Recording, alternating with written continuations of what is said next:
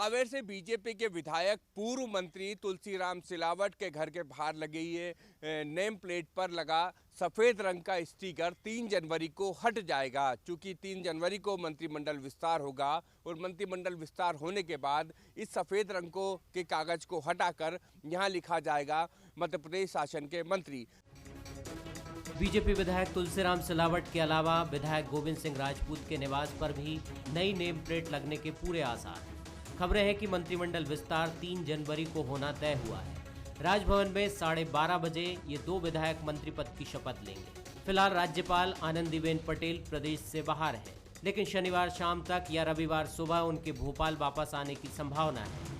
हालांकि अभी आधिकारिक तौर से शपथ ग्रहण का समय तय नहीं हुआ है, लेकिन 2 विधायकों के अलावा शिवराज कैबिनेट में 4 और चेहरों को जगह मिल सकती है, लेकिन इस पर भी अभी कुछ भी साफ नहीं हुआ है।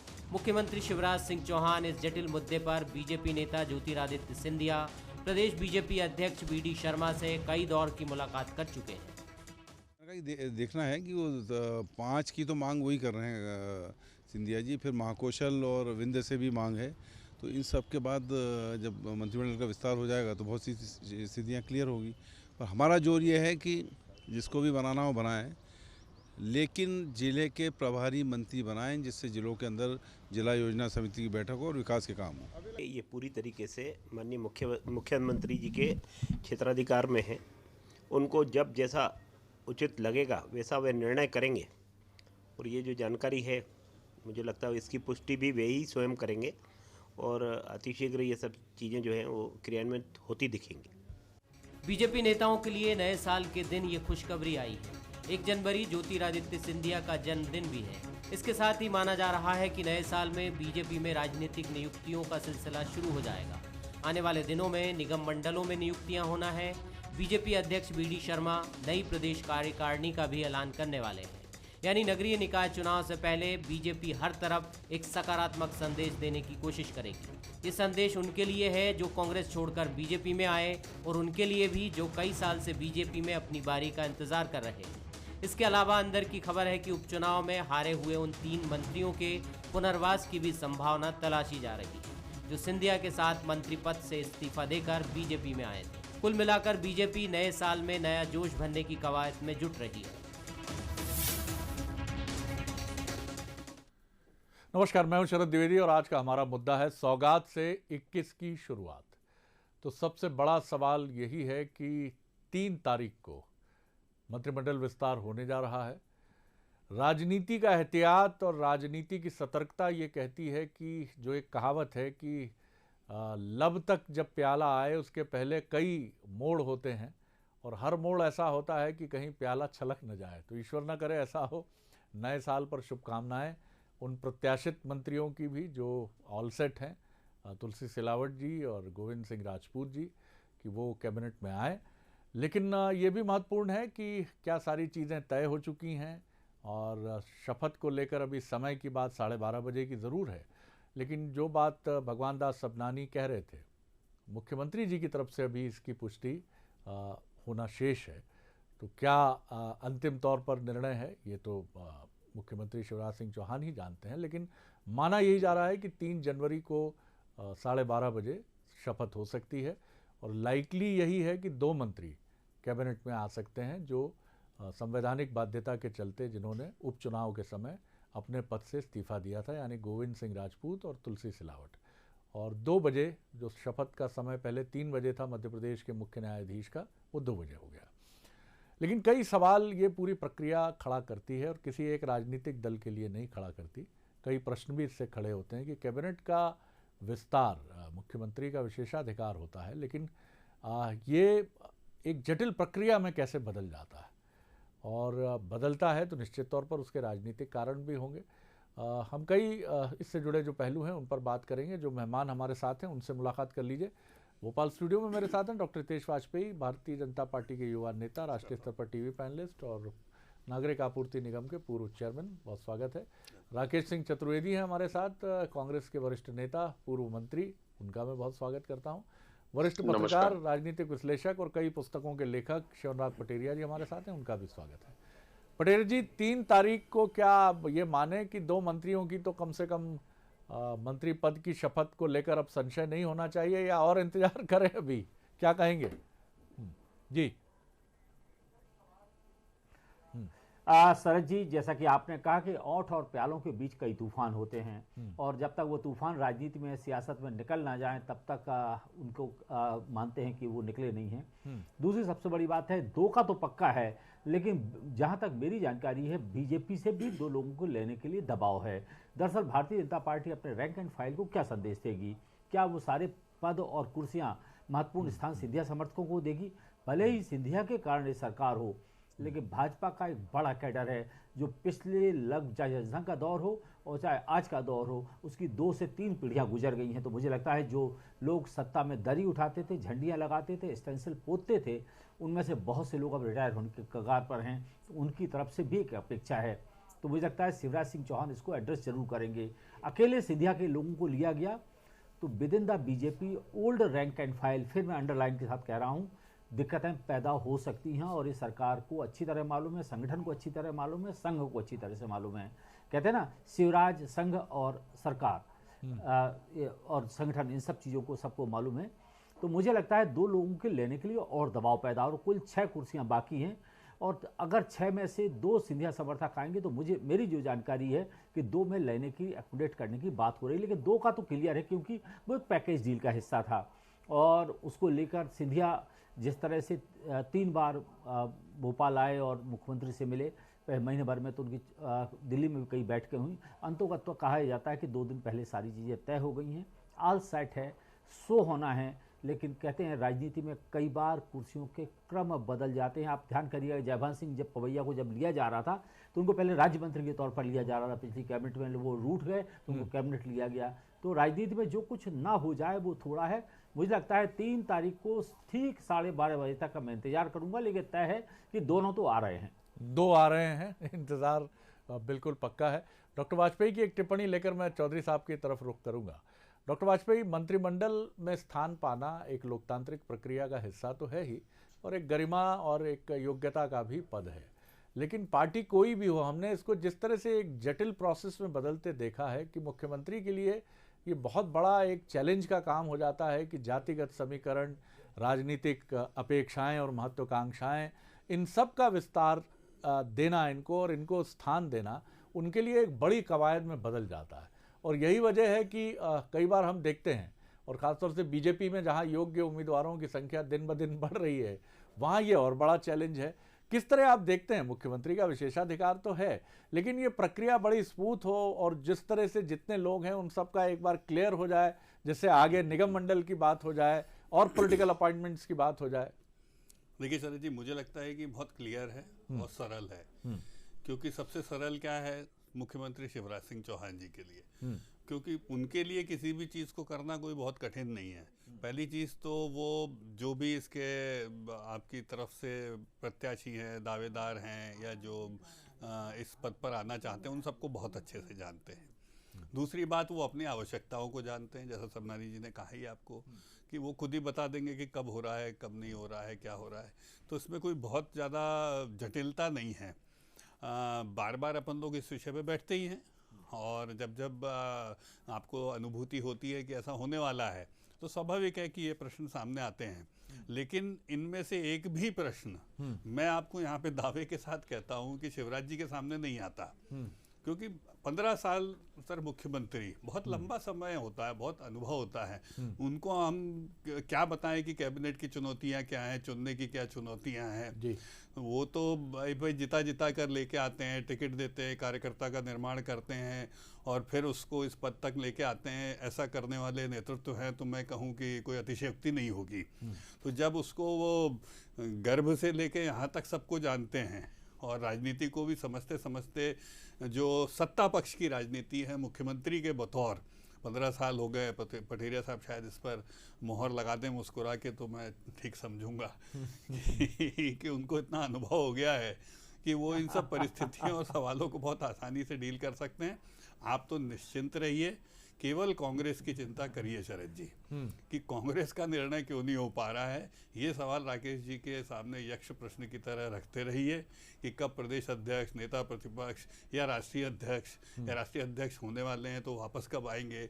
ये सब जो सवाल है जो अनुत्तरित हैं, जिनको होना ही है शरद जी, उनकी मुझे लगता है कि मैं ज़्यादा सुनने में रुचि रखूंगा। बाकी यहाँ का तो आप छोड़ दीजिए, बहुत अच्छे से सब कुछ होने वाला है।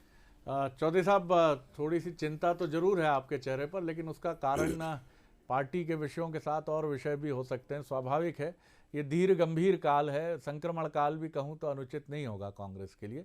लेकिन फिर भी आप क्या कहेंगे? डॉक्टर वाजपेयी ने भी इशारा किया है। बहरहाल आप किस तरह देखते हैं?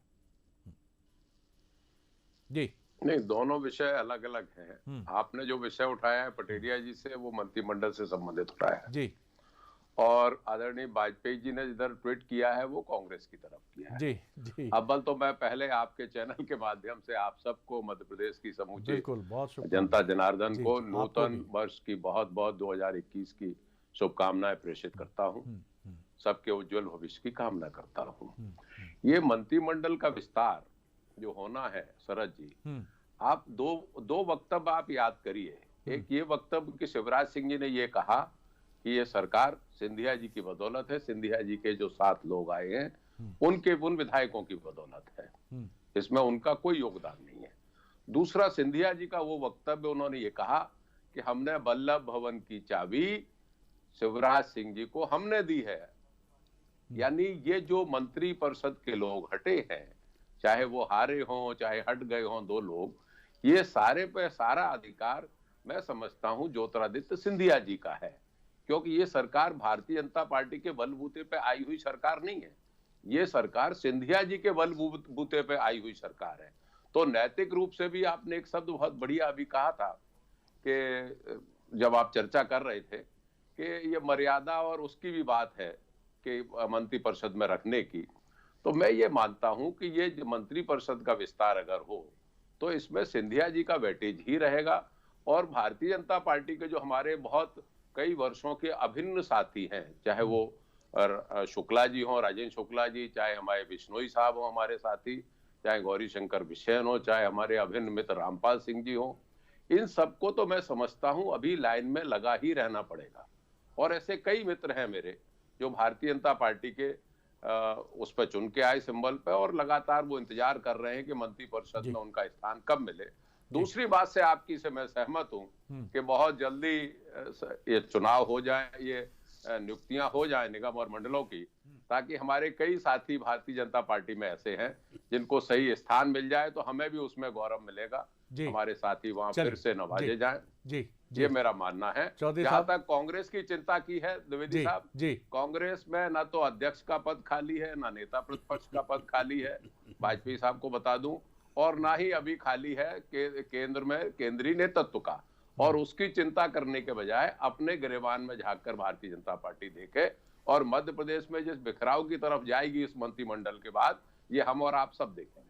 डॉक्टर देखिए, मैं तो बस राकेश जी ने बहुत अच्छी बातें कही हैं, अधिकांश बातों से मैं सहमत हूँ कि ये बात सच है कि सिंधिया जी ने जिस प्रकार से समर्थन दिया, उनके 22 विधायकों ने समर्थन दिया, निकल कर आए, उपचुनाव हुए, इस पूरी यात्रा की वजह से हम सरकार में हैं, इसमें कोई दो मत नहीं है। ये बात भी सच है कि शिवराज जी के हाथों में आज वल्लभ भवन की चाबियाँ सौंपी गई हैं, बिल्कुल कहा जा सकता है। लेकिन जिस प्रकार से राकेश जी कह रहे हैं वैसा नहीं है। वैसी सरकार चल रही थी 15 महीने, और इसीलिए राकेश जी कल प्रकरण दर्ज हुआ है कि चाबियां इसलिए थोड़ी ना दी गई थी कि लूट डालो। तो शिवराज जी को यदि वो चाबियां दी गई हैं तो उनकी योग्यता और क्षमता और दक्षता के आधार पर दी गई है, और इसीलिए हमारा जो अभिमत है वो ये है कि वो गलतियां नहीं करते और ना करेंगे। ये आप ध्यान रखिए, कमलनाथ जी से हुई है, वो नहीं संभाल पाए उन चाबियों को। तो इसीलिए आपके अप्रोच में और हमारे अप्रोच में थोड़ा अंतर है। हमें शिवराज जी पर पूरा विश्वास है कि वो इन सब चुनौतियों में से निकाल कर ले आएंगे। और मेरी तो फिर अगेन आपके लिए शुभकामनाएं हैं कि इधर की तो ठीक है, पंक्तियां धीरे धीरे क्लियर हो ही रही हैं। आप देख रहे हैं रोज़ हमारी सूचियां जारी हो रही। शरद जी, आपके यहाँ भी ब्रेकिंग चलती है, कुछ ना कुछ, आगे भी 2-3 दिन चलेंगी। लेकिन राकेश जी की पार्टी में वो जो अटकी हुई है, जब से टिकट मांगा है राकेश जी ने, वो क्लियर ही नहीं हो रही है, क्योंकि आपके यहाँ के अध्यक्ष बिल्कुल सही है, वो छोड़ ही नहीं रहे, क्योंकि नेता प्रतिपक्ष भी वही है, अध्यक्ष भी वही है, मुख्य सचेतक भी वही है, स्टार प्रचारक भी वही है, और केंद्र में भी कुछ होना है तो वही है। तो ये थोड़ा सा अंतर है राकेश जी, मुझे लगता है ये आपके नए वर्ष की 21 की ये चुनौती है। इसमें से यदि आप गुजर आएंगे तो 100 विधायकों का विपक्ष आपका इंतजार करेगा। पटेल साहब, कैबिनेट एक्सपेंशन का मतलब अभी जो हम समझ पा रहे हैं वो अभी यही है कि जो संवैधानिक बाध्यता के चलते जिन 2 सदस्यों को इस्तीफा देना पड़ा था, यानी गोविंद जी और सिलावट जी, उन्हीं के लिए जगह अभी है, क्योंकि अभी इतना समय मुझे लगता है नगरीय निकाय के इलेक्शन तक शायद रुकना चाहेंगे शिवराज जी और बीजेपी, कि उसके बाद एक फैसला करके 2023 की एक टीम बनाकर फिर भिड़ा जाएगा। फिर 1-2 स्थान खाली रह सकते हैं जिनमें 1-2 लोग विदा भी हो सकते हैं 23 के नज़दीक आने पर, और उनकी जगह कुछ एडजस्टमेंट तात्कालिक परिस्थितियों को देखकर लिए जा सकते हैं। कितने सहमत हैं आप इस थ्योरी से कि अभी संभावना यही है कि 3 तारीख को विस्तार होता है निश्चित समय पर, तो 2 ही लोगों के लिए ये विस्तार होगा और एक बहुत संक्षिप्त और गरिमामय समारोह के साथ इसका समापन करके आगे के लिए पत्ते खुले रखे जाएंगे? जी। सर जी, अधिकतम संभावना तो ये सिर्फ 2 लोग लिए जाएंगे। जहां तक मैंने पूर्व में एक बात कही थी कि और 2 लोगों की लेने की मतलब कहीं ना कहीं एक जगह तलाशी जा रही है। विद इन द बीजेपी जो एक दिक्कत है, चाहे जो उनके पुराने स्टालवर्ड्स हैं, फॉरवर्ड मिनिस्टर्स हैं, उन सब की तरफ से इनिशिएटिव लिया जा रहा है और ये कोशिश की जा रही है शिवराज जी को मनाने की या संगठन को समझाने की या संघ के जरिए दबाव पैदा करने की कि देखिए नगरीय चुनाव में आपको जाना है, महाकौशल और विंध्य में आपका पर्याप्त प्रतिनिधित्व तो नहीं है। तो मुझे लगता है इस थ्योरी पर को भी अभी खारिज नहीं किया गया है, लेकिन फिल वक्त तक जो जानकारी है उसमें सिर्फ 2 ही लोग आ रहे हैं। लेकिन फिर मैं कहूँगा राजनीति अनंत संभावनाओं का खेल है और फिर कहूँगा ओंठ और प्यालों के बीच बहुत से तूफान होते हैं, कब कौन सा तूफान गुजर जाए। मैं तो कई बार मंत्रिमंडल की शपथ की सूचियाँ देखी हैं कि कुछ लोगों को बुलाया तो कुछ लोग सामने बैठे तो अचानक कोई परिवर्तन हुए, उनमें से 1-2 लोगों को ले लिया गया और जिनको न्योता गया था वो बाहर हो गए। तो पिछले 30-35 सालों का अनुभव तो मेरा कहता है कि जाट मरा जब तेरही हो जाए, कैबिनेट का विस्तार तब मानिए जब कैबिनेट का विस्तार।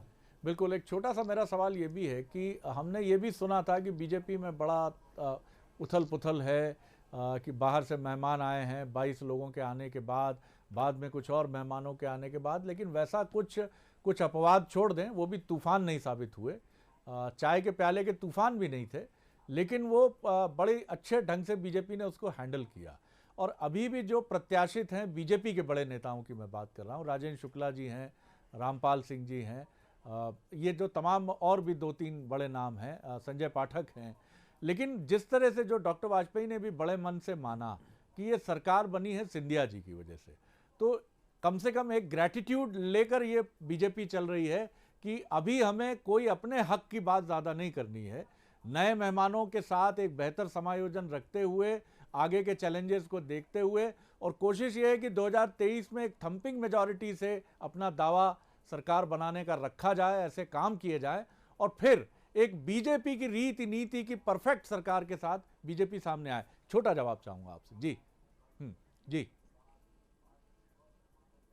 शरद जी, बिल्कुल छोटा जवाब है। बाराती कभी घराती नहीं होते हैं, बस सिर्फ इतना कहना चाहूँगा। बाराती शादी के लिए होते हैं, उनके बिना शादी नहीं होती है। बाराती यही कहते हैं कि हमारे, तो मैं फिर आपसे कहूँगा जो पल्स मेरे पास में है, जिन लोगों के नाम लिए उनमें से एक आध से मेरी बात हुई है और मुझे लगता है सारी चीज़ें ठीक नहीं है, भले ही कुछ ना हो सामने, क्योंकि कई बार आपको बहुत बाद में चीज़ें मालूम पड़ती हैं। फिर मैं आपसे निवेदन करूंगा कि चीज़ें बहुत बदलती हैं, राजनीति में कोई बैरागी होने के लिए नहीं आता है। लेकिन आपने ये सवाल कह के खलबली मचा दी, बाराती घराती। और मेरा इसी पे पटेरिया साहब के लिए मैं एक और कहना चाहूँगा कि शादी के बाद सब घर बदल जाता है, रिश्तेदार बदल जाते हैं, तो आप मान के चलिए कि जो कन्या है वो हमारे घर की है और अब बेटी की तरह है, तो इसलिए आप बिल्कुल निश्चिंत रहिए, बहुत शुभ विवाह है ये। जी ठीक है, ठीक, बहुत अच्छी तरह आप रखिए उसको। और ये एक मॉडल भी है, अगर आप सारी चाबियां उन्हीं के पास हैं। माफ कीजिए, अगर आप इसको एक अंतरजातीय विवाह के तौर पर देखें तो बीजेपी की प्रतिष्ठा इस पर ज्यादा दांव पर है कि ये विवाह जितना सफल होगा देश के उतने राज्यों में इस तरह के बिल्कुल सही है। सफलतापूर्वक विवाह करके दूसरे कुटुंब से कन्या लेकर आएगी बीजेपी, ये बात चतुर्वेदी साहब इस पर क्या राय देंगे? आपकी ये एक मॉडल तो है और बीजेपी उत्साहित है कि हमने एक प्रयोग सफलतापूर्वक किया है और आगे भी चलता रहेगा। अब महाराष्ट्र की बात हो या फिर राजस्थान की बात हो, राजस्थान में तो एक नजदीक पहुंचते पहुंचते मामला थोड़ा अभी हैंग ऑन ही है जी। अब सनातनी परंपरा के अनुसार तो विवाह का मुहूर्त अब है नहीं और ये असम मुहूर्त में लगता है विवाह करने की बात कर रहे हैं वाजपेयी साहब। हो चुका हो तो दूसरा प्रश्न दूसरा मेरा निवेदन ये है जी कि मैं उन अपने भाइयों के प्रति सहानुभूति प्रकट करना चाहता हूँ जो इंतजार कर रहे हैं, जो कई वर्षों मंत्री रहे हैं। अगर ऐसे समय में उनको नहीं लिया जाएगा तो मैं समझता हूं कहीं ना कहीं उनके मन में वेदना होगी। आपने जो कैलेंडर द्विवेदी जी बताया है वो 2023 के बाद का बता दिया है। ना तो इतनी लंबी उनकी उम्र होगी ना उतना समय होगा। आज जो सीनियर बीजेपी के लोग हैं वो अभी तक तो ये सोच के बैठे हुए थे कि भाई बाई इलेक्शन हो जाए तब हमें ले लिया जाएगा। अगर आज नहीं लिया जाएगा तो मैं समझता हूं उनमें बहुत कुंठा होगी। लेकिन भारतीय जनता पार्टी में इसके लिए एक कहावत है मालवा में, वाजपेयी जी बोले मालवा में सर एक कहावत है लाइटर नोट पे कि आज भी कांग्रेस जो है वो राखड़े में अंगार ढूंढ रही है सर थोड़ी नई अंगीठी जलाओ जी चतुर्वेदी साहब जी। मेरा कहने का तात्पर्य ये है कि ये अगर मंत्रिमंडल का विस्तार होगा और इसमें ये जो जिन्होंने नाम मैंने गिनाए हैं जो बहुत वरिष्ठ लोग हैं, अगर उनको नहीं लिया जाएगा, इंदौर से नहीं लिया जाएगा किसी को, तो मैं इस बात को ये मानूंगा कि उनके साथ अन्याय है और कहीं ना कहीं उनको कुंठा महसूस होगी। और कुंठा भले ही महसूस हो लेकिन भारतीय जनता पार्टी में नेताओं में वो ज़र्फ नहीं रहता है कि वो अपनी बात को कह पाए। जैसे बिश्नोई जी नहीं कह पाए, बीच में कहा फिर शांत हो गए बेचारे। इसी तरीके से ये अन्य लोग हैं वो बोल नहीं पाएंगे और पूरे तरीके से ज्योतिरादित्य सिंधिया जी हावी रहेंगे मंत्रिमंडल पे, प्रदेश पे हावी रहेंगे और शिवराज सिंह उनकी कठपुतली बनकर काम करेंगे। चतुर्वेदी साहब लेकिन ना ये बात जो है जो अभी डॉक्टर हितेश वाजपेयी कह रहे थे कहावत के माध्यम से, आप एक बहुत ही संजीदा गंभीर और सत्यान्वेषी राजनेता हैं, फैक्ट को बहुत तरजीह देते हैं क्योंकि आपके भीतर एक प्रखर अधिवक्ता भी है, तार्किक दृष्टि है आपकी। लेकिन पहले आपकी दृष्टि सिंधिया जी और उनके साथ आए मेहमानों पर थी, इनकी उपेक्षा होगी, इनका नहीं चल पाएगा मामला। अब आपकी दृष्टि बीजेपी के नेताओं पर है कि इनका भला नहीं होगा, ये पीछे छूट जाएंगे। इस पूरे चिंतन में कहीं कांग्रेस नहीं है क्या? कांग्रेस चिंतन से ही आपके रडार से ही परे हो गई है कि आपकी मैं समझता हूं कि ये मंच नहीं है कि आप सांगठनिक विषयों पर हमसे खुलकर बात करें, लेकिन ये भी तो सही बात है कि कौन हम नेता प्रतिपक्ष होगा। चलिए कमलनाथ जी प्रदेश अध्यक्ष होंगे, आगे की क्या तैयारी होगी, आपके यहाँ जो संगठन में बेहिसाब नियुक्तियां हैं उनका समायोजन कैसे किया जाएगा, अलग अलग रीजन में किस तरह से प्रखर राजनेताओं को कमान दी जाए, ये भी सर जेरे बहस तो है ना ये मसला। बेशक जेरे बहस है द्विवेदी साहब जी। और मैं वाजपेयी साहब को भी ये बात कहना चाहता हूँ कि दूसरे के घरों में झांकना छोड़ है वो। ये जो उनकी आदत है दूसरे के बाउंड्री के अंदर झांकने की, खिड़कियां बंद रखिए सर को अपने जी खिड़कियां बंद रखिए नहीं तो आप पड़ोसी तो हैं ही सर मेरा दूसरी बात आपने जो कही है मैं इसको खुले हृदय से द्विवेदी जी स्वीकार करता हूँ कि इस उपचुनाव के बाद कांग्रेस को मंथन की आवश्यकता है, कांग्रेस को चर्चा की आवश्यकता है। और कांग्रेस, आपने जो नियुक्तियों की बात की है, मैंने एक दिन पेपर में पढ़ा था कि चंद्रप्रभाष शेखर जी ने ये कहा था ये चुनाव के दौरान की गई नियुक्तियों को इनको यहीं तक के लिए किया गया था, ये आगे उसका हिस्सा नहीं है। तो उससे चिंता नहीं है, चिंता इस बात की है कि आप इसको रिवाइज करें, इस पे मंथन करें, बैठे चर्चा करें और ज्यादा से ज्यादा कांग्रेस के वर्कर को आप इन्वॉल्व करें। ये कांग्रेस को करना ही पड़ेगा और मैं समझता हूं 2021 का वर्ष कांग्रेस संगठन के लिए बहुत शुभगामी होगा, अच्छे समय के लिए माना जाएगा, मेरा ये मानना है। बिल्कुल, लेकिन उसके लिए ये भी ज़रूरी है कि चौधरी राकेश सिंह चतुर्वेदी जो एक महत्वपूर्ण नेता न सिर्फ ग्वालियर चंबल के हैं, मध्य प्रदेश के हैं, उनके घर भी बैठक हो वरिष्ठ नेताओं की, कमलनाथ जी भी जाएं, दिग्विजय सिंह जी भी जाएं, अजय सिंह जी भी जाएं और जाकर एक मैसेज हो कि नहीं साहब ऐसा नहीं है, टिकट नहीं मिला, आगे नहीं मिलेगा, ऐसी कोई बात नहीं है। और इसी तरह से जिस तरह दिग्विजय सिंह जी नर्मदा यात्रा के दौरान एक राजनीतिक समायोजन की यात्रा के तौर पर भी देखी गई, ऐसी एक यात्रा की भी कांग्रेस को ज़रूरत है, जिसमें वो तमाम नेता जिनके दिल में किसी कारण से चोट पहुंची है, जिनको अपनी उपेक्षा का बोध है, या जिनको ऐसा लगता है कि उनकी तमाम योग्यता को दरकिनार करते हुए एक सर्वे के आधार पर टिकट दे दिए गए, इन सबको एक साथ में लेना पड़ेगा। फिर उसके बाद आप, क्योंकि आपकी संख्या कम नहीं है विधानसभा में, आप एक मजबूत संख्या के साथ मौजूद हैं, तो ये जो सारी चुनौतियां हैं, क्योंकि ताक झांक करके राजनीति कितनी की जा सकती है ये मुझे लगता है कि चौधरी जी बहुत बेहतर समझते हैं और कांग्रेस भी बेहतर समझती है कि आप प्रत्याशा आधारित राजनीति पर नहीं चल सकते कि सिंधिया जी गए हैं तो वो कथित रूप से विफल ही होंगे। अब जो ये नेता हैं जी खिड़की से कूद के बाहर आ रहे हैं, केवल खुली नहीं है। ये चुनौती है आगे भी कि खिड़कियां खुली रहेंगी तो खिड़की से निकलकर कुछ और चेहरे भी सामने आएंगे, और ये कांग्रेस के लिए मुश्किल नहीं तो मनोवैज्ञानिक दबाव का सबब तो बनेंगे। बहुत धन्यवाद डॉक्टर वाजपेयी, धन्यवाद चौधरी राकेश सिंह चतुर्वेदी साहब, और धन्यवाद पटेरिया साहब।